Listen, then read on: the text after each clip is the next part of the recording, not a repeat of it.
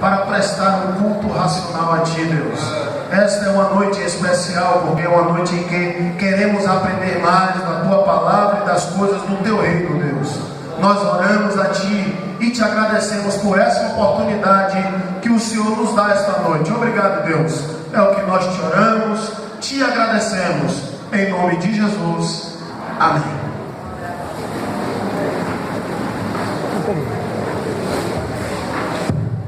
Meus irmãos, eu quero agradecer a Deus por esta oportunidade em participar desta semana teológica, participar desta matéria apologética e transmitir a todos vocês mais uma porção e quem sabe mais uma linha, eu diria quase uma vertente daquilo que está escrito na palavra de Deus. Observei que as demais matérias por vir, eclesiologia, nosso irmão Gustavo vai trazer para todos vocês uma doutrina também indispensável, e paracatologia, presbítero Fabiano, a doutrina sobre o Espírito Santo, e por último escatologia, que o evangelista Neto Soares vai trazer para todos nós. E falar em apologia, eu me lembrei e fazer apologia ao boi, diz que não se perde nada do boi, nem o berro. Assim também é a palavra de Deus, Bíblia, não se perde nada, tudo é importante, indispensável para a vida do ser humano e mormente do cristão. Portanto, aproveite bem esses dias e pesquise mais, porque é claro que o que será dado aqui não é o tudo, mas quem sabe pode ser uma base para que você prossiga.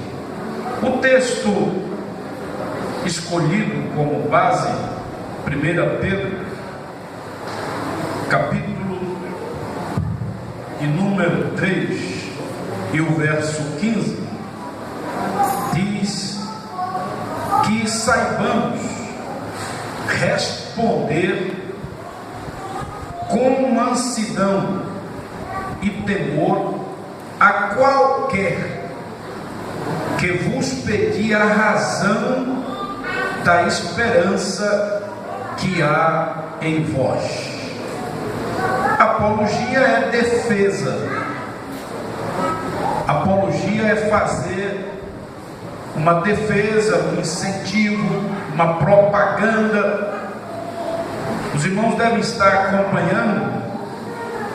Às vezes a mídia prende alguém até com uma música, ou por causa de uma música, porque eles entendem que aquela música está fazendo apologia a alguma coisa que não é boa. A violência, a imoralidade, o uso de drogas, tem músicas, tem movimentos que fazem uma apologia. Apologia nem sempre é, eu diria, discreta. Às vezes ela é discreta, precisa se analisar bem para entender. Esses dias chegou à mão de uma das netas um chapéu com um palhacinho na frente, e aí os outros lá em casa começou a falar, a reclamar e mandar ela jogar fora, porque diz que aquele palhaço é uma apologia que um grupo faz contra a polícia. Então hoje até emblemas, até retratos, até figuras, logotipos estão fazendo apologia, e parece que até algumas pulseiras por aí faz apologia a alguma coisa ruim, mesmo sem fala. Alguém se propõe defender, incentivar algum ponto de vista, alguma coisa moral ou imoral. Então é preciso ter cuidado. Que tipo de apologista quer ser você? Então, no nosso caso, não temos como deixar de ser um apologista da defesa da fé, um apologista das coisas santas. E como disse Pedro, preparado para responder a qualquer que nos perguntar acerca da nossa fé. Não é bom o raso, o pouco que eu e você sabem acerca do Evangelho, porque tem pessoas que precisavam de mais profundidade.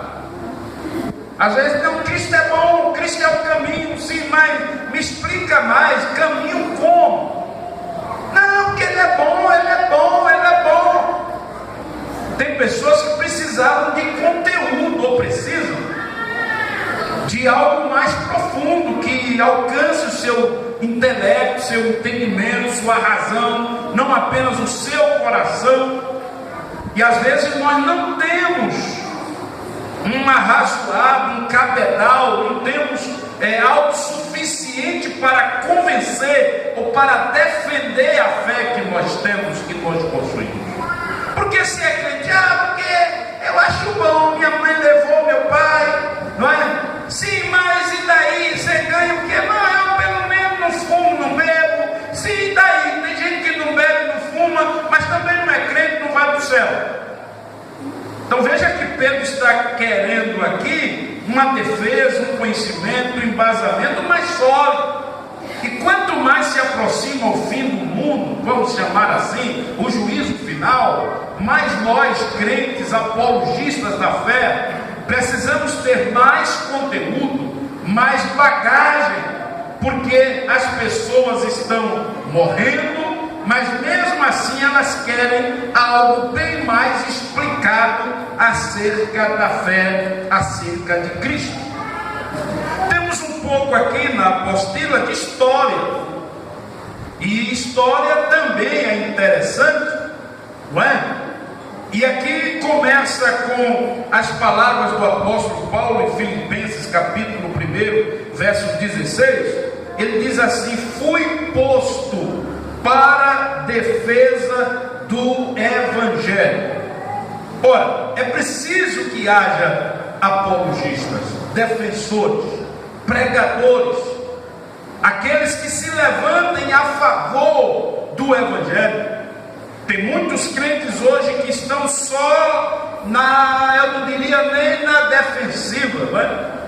Eles estão um tanto inertes. Alguém diz Jesus é ruim, e ele diz fazer o quê? Não, o homem veio do macaco. Esse dia alguém na brincadeira, alguém perguntou a ele: ô voinho, a gente veio de onde? Ele diz: de Deus, menino. Se como o voinha disse que a gente veio do macaco, aí diz: olha, não misture as famílias. Se ela veio do macaco, é outra família. Então é preciso ter segurança para defender o que você entende, o que você crê. Mas de vez em quando nós ficamos só assim, é necessário apologistas, defensores, mas defensores, claro, respaldados, embasados. Por isso que é necessário você ler mais Bíblia, porque quanto mais você lê Bíblia, você tem o que dizer acerca dela, acerca de Deus, porque são as Escrituras que testificam de Jesus, testificam de Deus. Então, se você não lê, claro, você não tem como ser um apologista. Então, Paulo, ele se sentia um apologista, um defensor do Evangelho. Alguém pode pensar, mas o Evangelho, Deus precisa de defensor? Precisa, enquanto aqui estamos. Precisa de pregadores.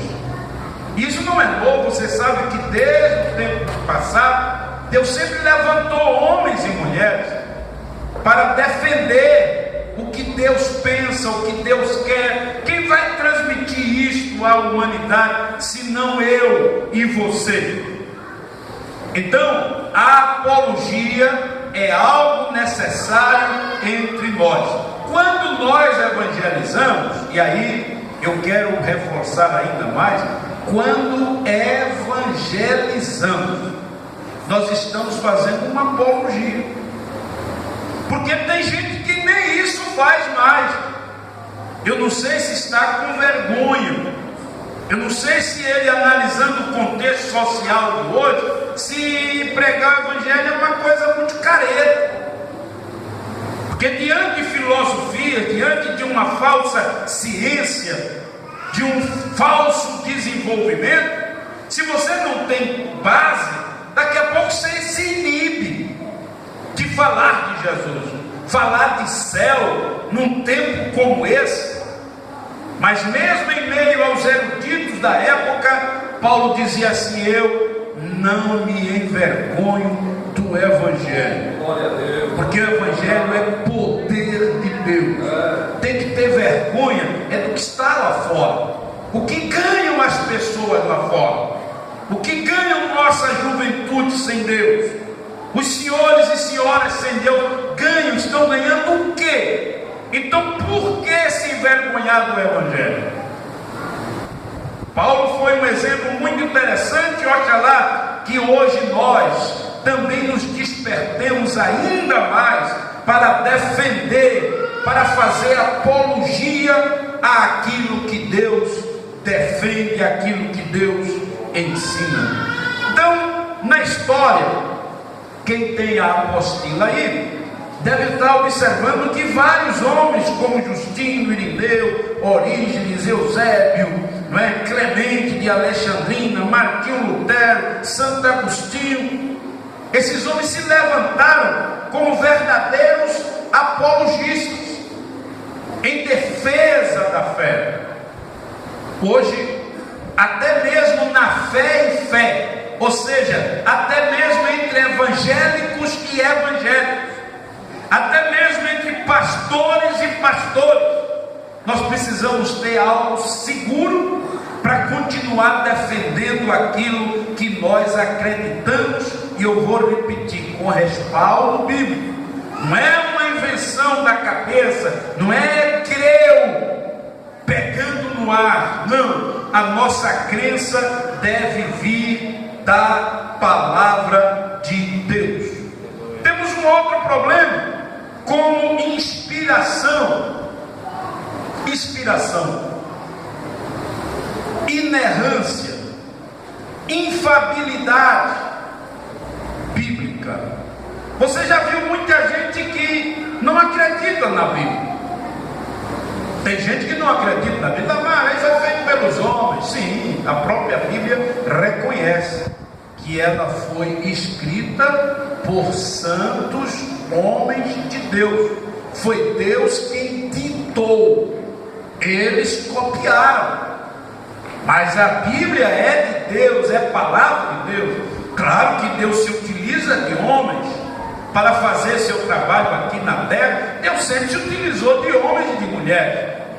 Ele não ia mandar um anjo escrever, muito menos um animal escrever. Então ele se utiliza de homens, e a Bíblia chama de santos, inspirou estes homens, e eles então escreveram o que conhecemos hoje como Bíblia. Mas há uma luta, uma guerra para se desqualificar essa inspiração. Inclusive tem correntes teológicas que não creem na inspiração total. Eles acham que alguma coisa foi inspirada, não é toda coisa.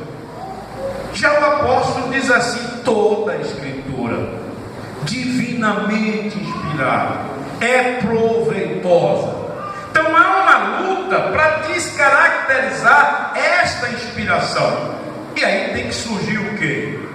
Os apologéticos, aqueles que começam a dizer aonde a Bíblia errou. Apresente qualquer coisa que a Bíblia disse e não deu certo, que a Bíblia falou e não aconteceu. Não se encontra, irmãos.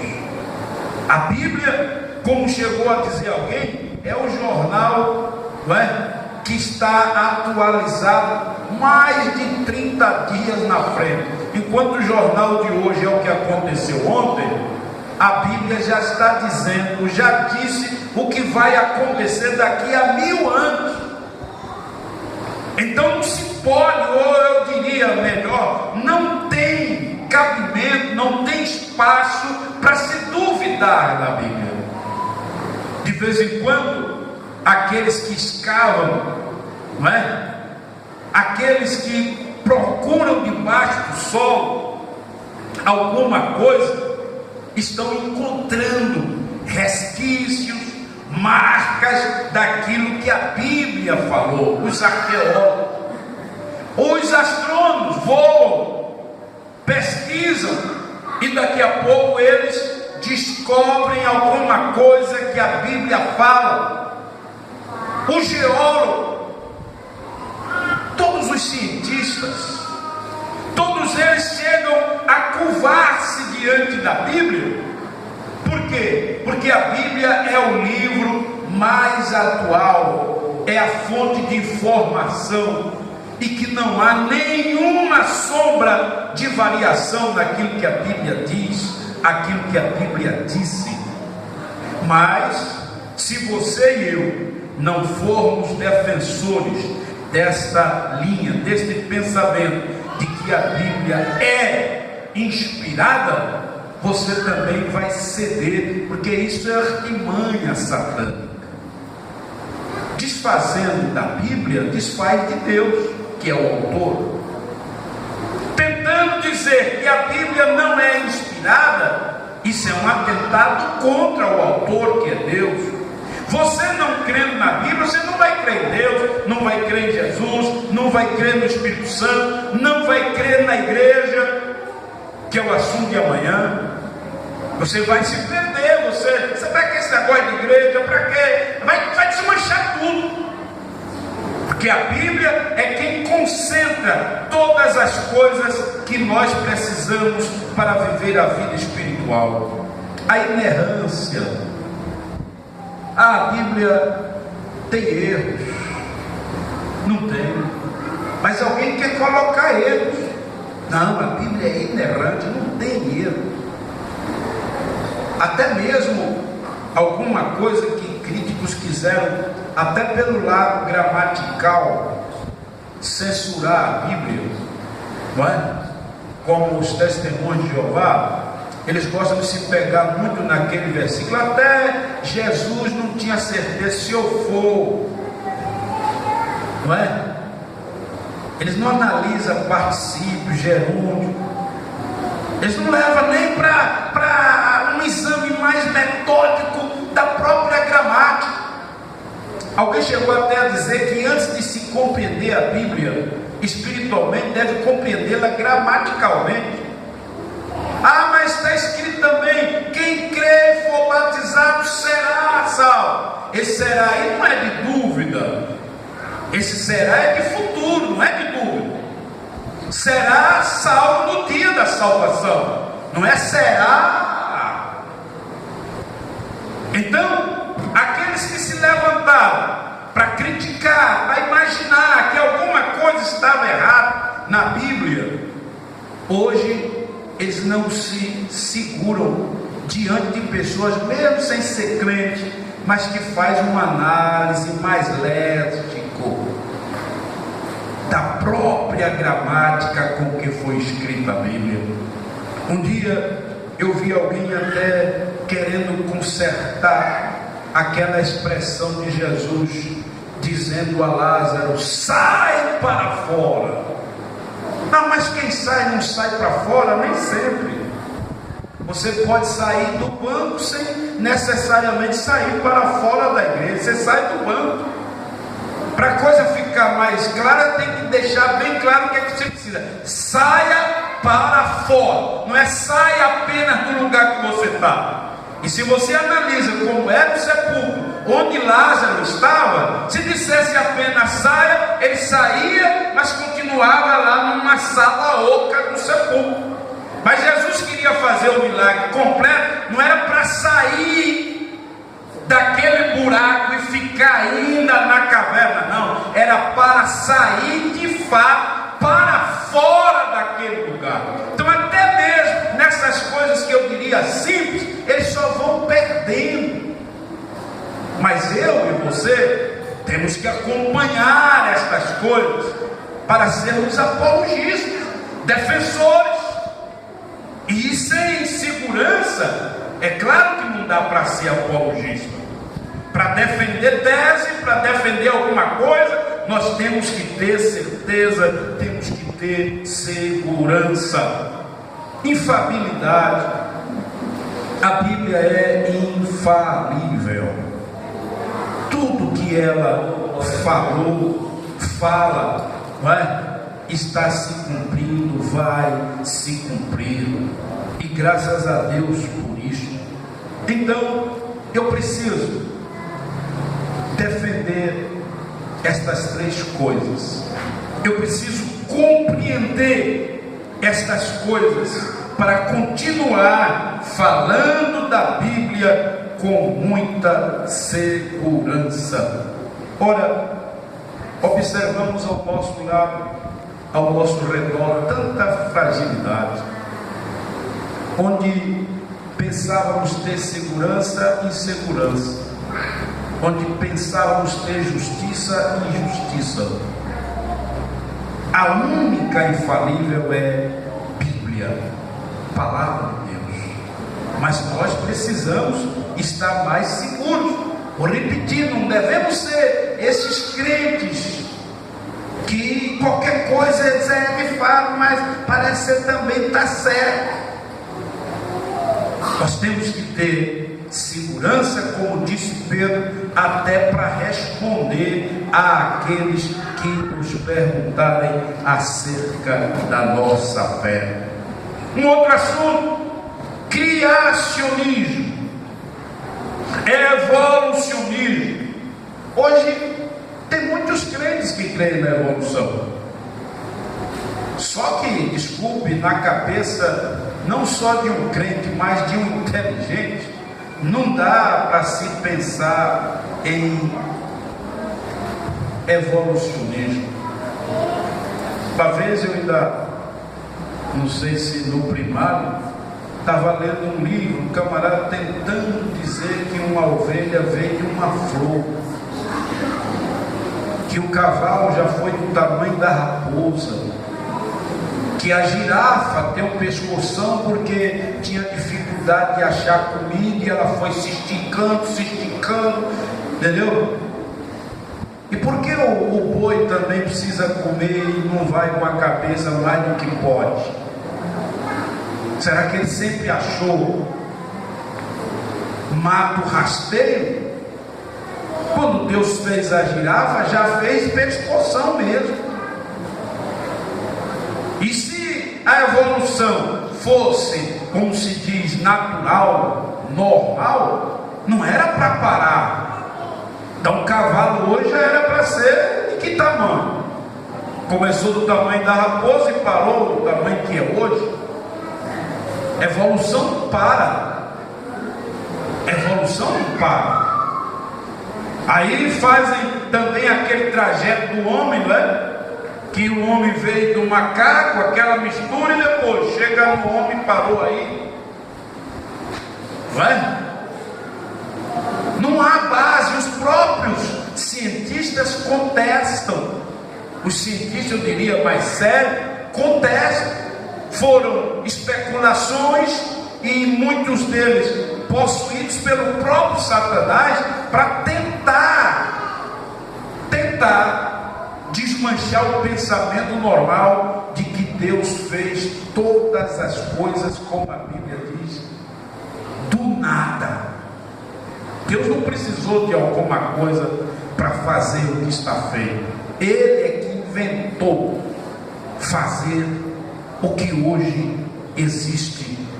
Mas uma guerra do criacionismo e do evolucionismo. Quem serão os apologistas?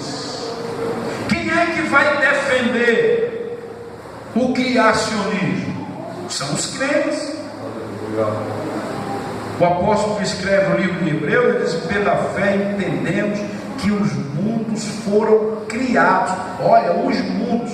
Então hoje, quando alguém diz, olha, parece que aquele planeta dá para morar, não é novidade não, só não tem gente.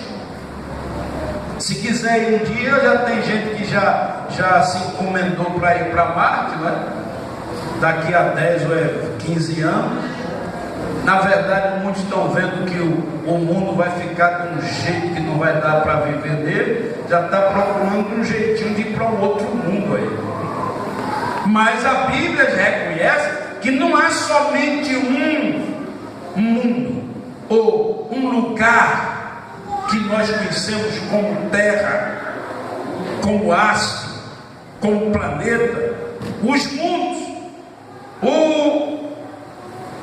o famoso Big Bang, não é? E daí? E o que é que tem de errado no Big Bang? O que é que tem de errado? Ah, não, mas explodiu sim, daí? Quem explodiu isso? O segredo está em quem? A maneira. Tudo bem, mas quem fez isso? Aí eles ficam apertados, né? Só pode ser alguém superior. O que não importa é como a passagem do Mar Vermelho, que tenha a maneira, como um certo professor ficou tentando enxovalhar esse milagre na sala. Isso aí não é milagre, é porque de vez em quando vinha um vento mesmo, e soprava e tal, tudo bem, mas quem mandou o vento? Começa a fazer perguntas, defendendo, como se diz, sua fé. Aí um irmão na sala disse, meu amigo, o professor, e quem mandou esse vento? E que vento sabido é esse, que veio justamente na hora que Moisés feriu as águas com a vara? E que vento sabido é esse que sai de cena quando o faraó entra no meio? E para maior decepção daquele professor, ele, com tanto sarcasmo, dizia que ainda ficava um palmo d'água, 20 centímetros de água. A Bíblia diz que eles passaram a pés enxutos. A Bíblia é clara dizer que o povo de Israel passou a pés enxutos. O vento foi tão bom que secou a água mesmo da areia, do fundo do mar, que eles passaram a seco. Mas aquele professor dizia que ficava 20 centímetros d'água. Aí um apologista cheio do Espírito Santo deu um glória a Deus forte. Glória a Deus! O professor, glória a Deus de quê? Qual é o milagre? Ele diz, professor, afogar Faraó, os cavaleiros, cavalo em um palmo d'água, professor, só Deus. Alguém afoga em um palmo d'água? Agora, se Deus quiser, afoga até numa gota. Aí é milagre, é a mão de Deus. O professor ficou sem saída. É os apologéticos. É você que está na sala, é você que está na classe e que precisa tomar esta posição em defesa da fé, em defesa do Evangelho. Um outro professor criticava demais os crentes, cheios de química, cheios de física. E o jovem, ele ficava pedindo a Deus uma palavra, uma maneira para, como se diz, tapar a boca daquele professor. E um dia aquele professor mandou um jovem crente no quadro, e aí o jovem sentiu de escrever a fórmula da água, né? Quase todo mundo aqui sabe a fórmula da água. E ele escreveu lá no quadro a fórmula, depois virou-se para o professor e disse, professor, o senhor tem dito que quem tem a fórmula faz a coisa, não é assim? Se você tem a fórmula, você faz? Aí ele disse, então agora o senhor faça a água.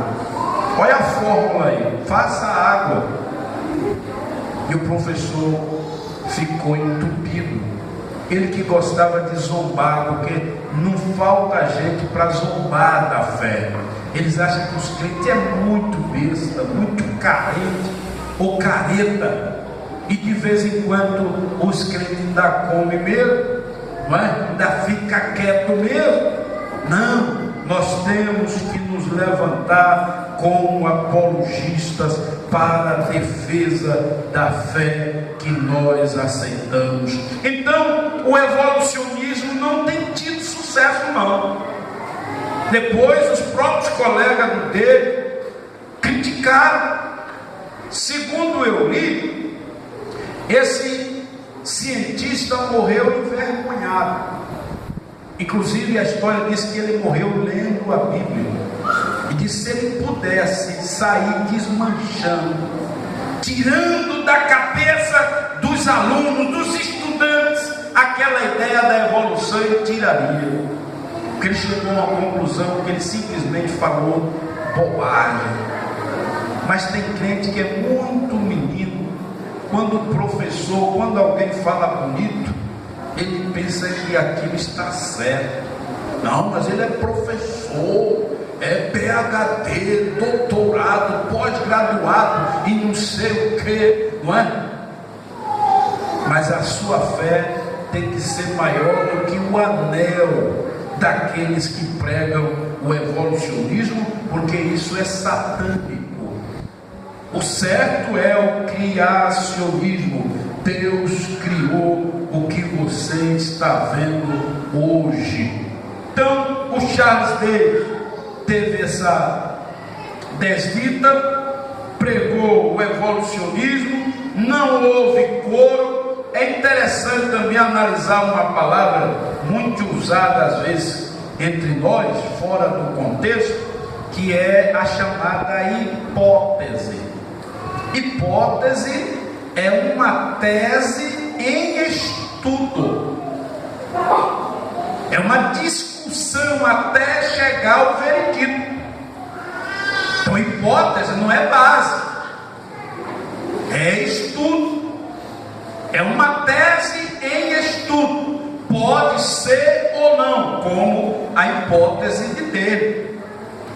Chegou a uma conclusão, se analisou o macaco, e graças a Deus que macaco não tem nada comigo. E a única coisa que a gente tem que ter cuidado hoje do macaco é só a febre amarela, viu? Porque geralmente é contaminado pelo macaco. Então não queira nada de macaco, nem a febre amarela. Então, a abrangência do pecado original é outra questão. Até hoje tem gente preocupada e distorcendo também esse negócio. As escrituras ensinam que o pecado de Adão afetou, Paulo diz, passou a todos os homens.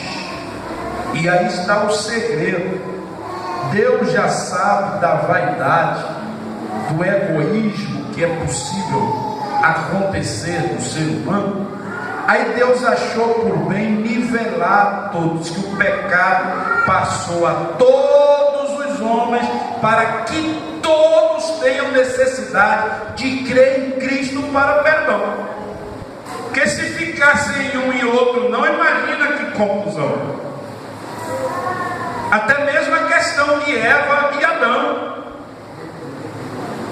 Se apenas Eva come, como é que ia ficar agora? Um pecador, uma pecadora e um santo?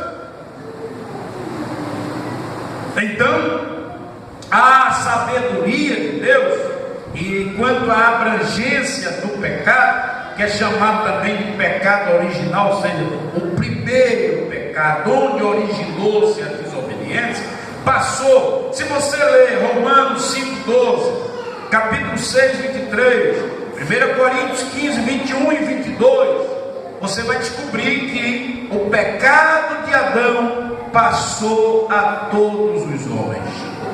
Porque também Deus, Ele não pensou em ter um comportamento pessoal nesse sentido, e sim geral. A mesma coisa quanto às punições. Lembra do que Deus pensou depois do dilúvio? Disse: olha, nunca mais eu vou contender com o homem. Eu vou determinar dois futuros. Quem quiser escolher o bom, escolha, quem quiser o bom, escolha. Eu não vou ficar punindo, porque Deus puniu os antediluvianos com dilúvio, puniu os sodomitas, não é? Puniu assim de modo separado alguém, mas depois não. Eu vou criar apenas uma punição, 2 destinos. E aí, na sua presciência, determinou o dia do juízo final e o dia do arrebatamento. Então, quem estiver bem até o arrebatamento vai para o céu.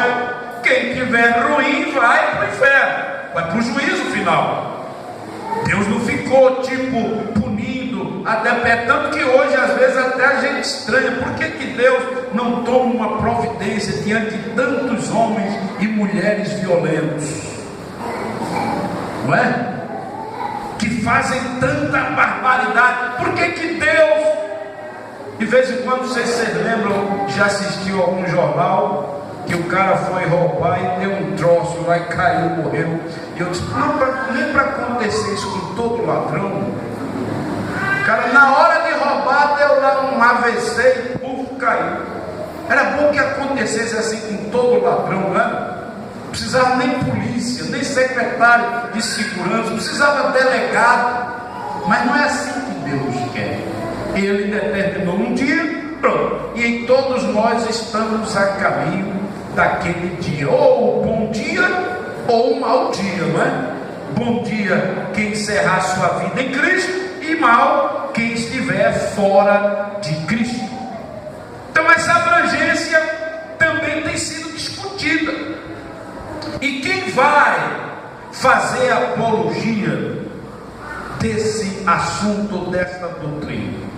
Os crentes. Os crentes. Porque se tem uma coisa que o homem não gostaria de ser chamado, era de pecador. Se você observa bem, o crente aceita mais fácil ser chamado de pecador do que um pecador, aquele que ainda não tem remissão. Por quê? Porque o crente foi convencido pelo Espírito Santo que ele é um pecador e que precisa de Jesus. O não crente ainda não foi convencido, porque também quem faz esse papel é o Espírito Santo. A Bíblia diz que quando ele viesse, convenceria o mundo do juízo, do pecado e da justiça. Hoje eu não sei, nem tanto, porque nós mudamos também o estilo de pregar, mas quando certos evangelismos, alguns anos atrás, que alguém gostava de usar muito a palavra pecador, pecador, você Jesus, é o pecador, e você é o quê? Eu sou pecador e você não é não? Porque a palavra pecador era forte, não é? Já o crente não, o crente diz, eu sou um pecador que preciso da graça de Deus, preciso do perdão. Por quê? Porque o Espírito Santo, olha o que aconteceu com aquele homem crucificado. Enquanto um dizia, cadê ele não se salva, e nos salva, o outro teve uma visão e disse, nós na verdade merecemos, porque nós pecamos, nós erramos, merecemos juízo, mas este que mal fez. Quando você vê uma pessoa arrogante, achando que não tem problema ou pecado, sai de junto dele, porque ele está ruim, porque uma das coisas que você reconhece é que é pecador, carente da misericórdia de Deus todo dia. Aquele fariseu que Jesus fez justamente a parábola para mostrar a diferença, o fariseu não sou como os demais pecadores, eu dou dízimo, eu. O publicano tem misericórdia de mim, pecador. Para ele foi fácil ser propício a mim, pecador. E a Bíblia diz que aquele saiu exaltado e o outro humilhado. Então, essa abrangência do pecado original também é algo que tem que ser defendido, porque é bíblico, é a Bíblia que diz onde nasceu o pecado. Aí alguém diz, mas Deus não sabia que ele ia pecar, e aí por quê? Por que o quê? Você não é homem não, você não é mulher, você não é gente não, você não tem juízo não, para sair, para evitar o erro, o mal. Ou você é irracional, que precisa tirar da sua frente o que não presta. Porque quando outra coisa alguém discute livre-arbítrio, de uma maneira muito errada. Sabe por que eu e você tem livre-arbítrio? É porque Deus acha que eu e você tem juízo suficiente para se desviar do mal. Então quando alguém erra, não pense que tem louvor nenhum não. Desculpa, mas ele é um bobo. Porque se ele quiser, ele não erra, ele não peca, porque ele tem como se fosse um faro, ele tem um dispositivo para evitar isso. Se ele acionar ou deixar acionado, ele não erra como os demais. O problema é que muitos parecem que desligam. É como o besouro, a formiga, a barata, elas têm antenas. Nem todos os insetos enxergam, mas a antena faz ele sair de diante do obstáculo. Deus colocou em nós o livre-arbítrio, a consciência, e a gente sabe o que é certo, o que é moral e o que é errado. Agora às vezes a gente deixa se levar. A mesma coisa quando alguém quer analisar essa questão do pecado, sei por que Deus colocou aquela fruta e proibiu. Ora, eu e você vamos estar em qualquer lugar sem nenhuma cerca, vamos estar em algum lugar sem nada para evitarmos ou para fazermos, então nós não seríamos gente. Se a gente precisasse de ser puxado pela corda para não se arrumar em cima do poste, então a gente não era gente. Então Deus confia na inteligência que Ele deu a você, e a Bíblia diz que o sábio desvia-se do mal, mas o tolo cai. Então é uma questão de colocar a cabeça para funcionar. E as provas? E as provas que estão aí? Por exemplo, Salomão fala do homem que vai atrás da mulher estranha. Qual é o fim dele? É igual ao boi que vai ao matadouro. E não é assim mesmo que tem acontecido? Qual é o sucesso de homem que anda atrás de várias mulheres? Qual é o sucesso? Qual é o fim dele? Está na cara. Erra porque quer. Isso não é só nenhum pecado, desculpe, isso é burrice, que está até na cara, dá para ver o que é que acontece, qual é o final desse tipo de homem e mulher. Então Deus me deu a você juízo, e você vê nas próprias pessoas o que é que acontece a quem entra pelo caminho errado. Uma outra coisa também interessante está aqui, é a origem de Israel e o judaísmo. Aqui parece começar tudo. Deus, Ele quis separar o povo, porque às vezes e o inteligente faz isso. Ele quer criar, digamos assim, uma família galinácea. Ele quer fazer um criatório de galinhas. Ele não vai poder de um dia para outro fazer um plantel bom. Então ele separa algumas galinhas, não é? E um bom frango, como se diz, para fazer um galo. E daí ele vai fazer o seu plantel. Porque tem diferença entre galinha e galinha, não tem?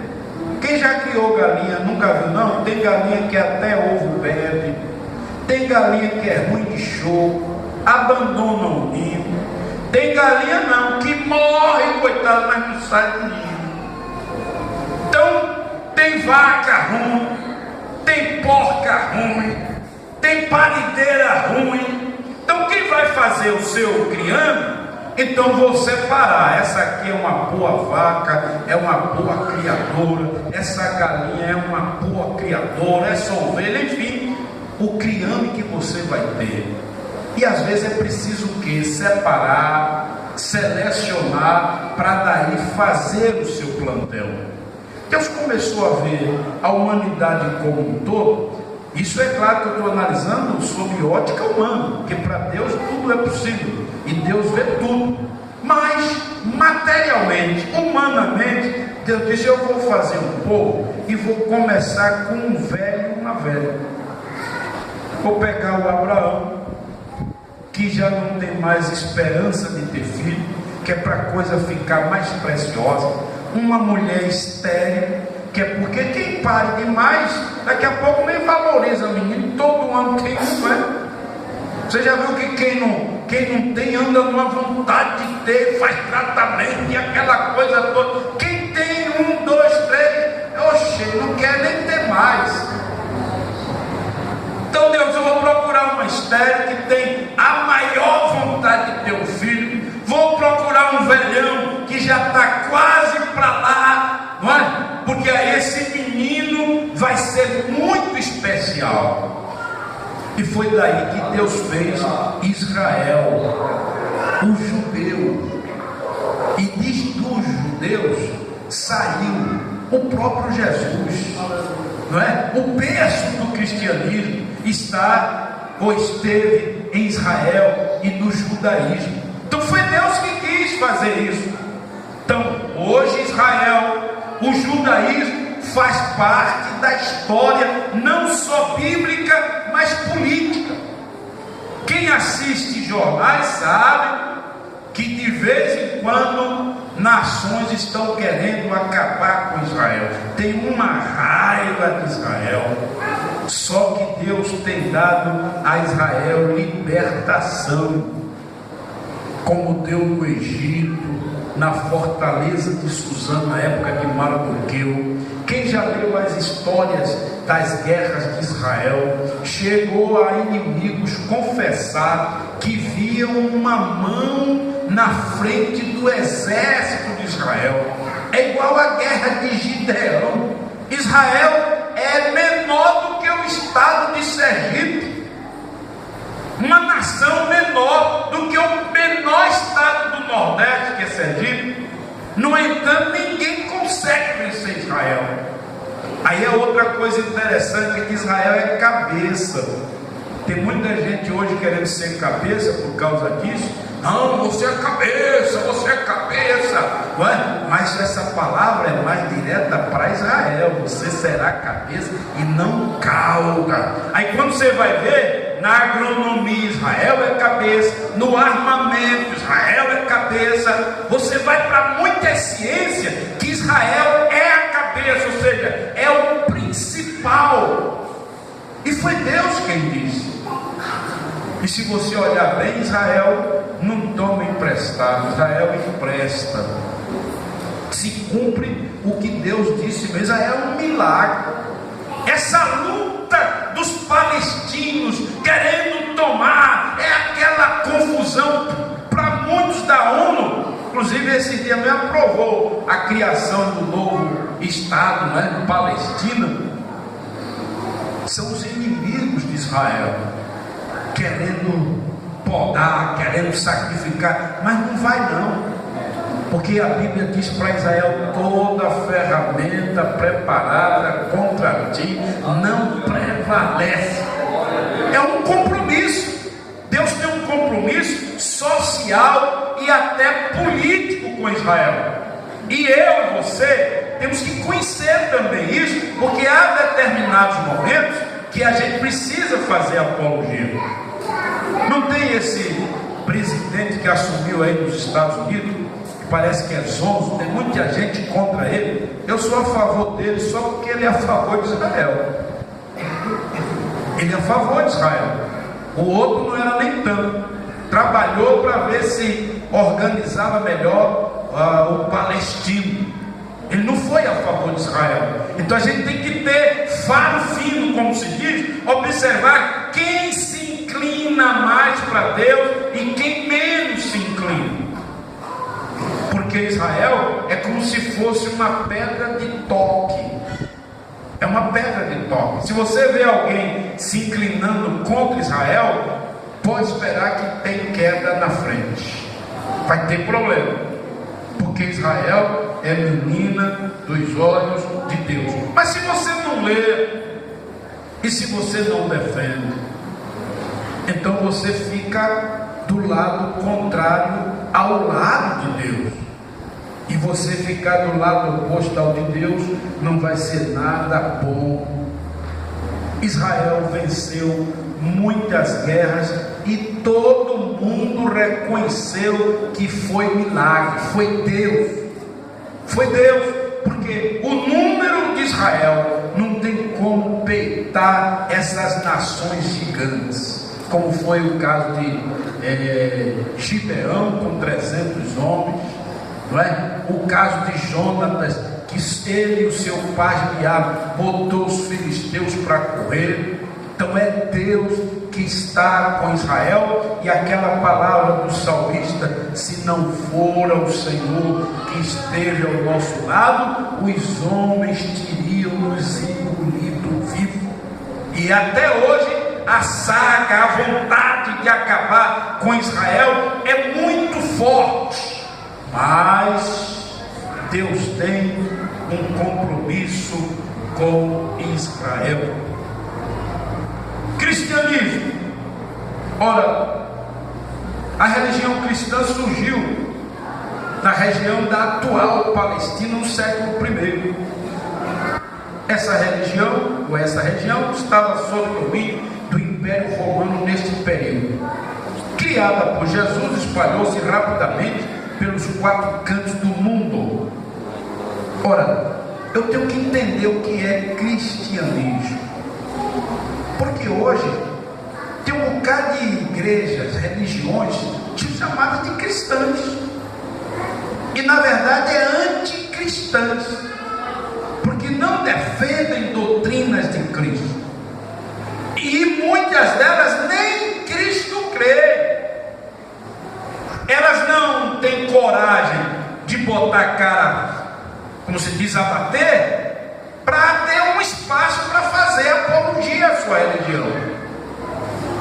Mas se você pega determinados papéis ou escrituras deles, você vai descobrir. Hoje, por exemplo, o Testemunho de Jeová está macio quanto a Cristo, mas lê determinada leitura, tenta pegar o credo deles para ver quem é Jesus para eles. Os mormons, dá nojo você ler alguma coisa, algumas literaturas, alguns escritos dos mormons. Tem um bocado de moço e moça aí, não é? Mas é moço, bonitinho, com a camisa branca, calça preta, e eles adotam o nome lá, não sei de que profeta é, não é? E andam bonito na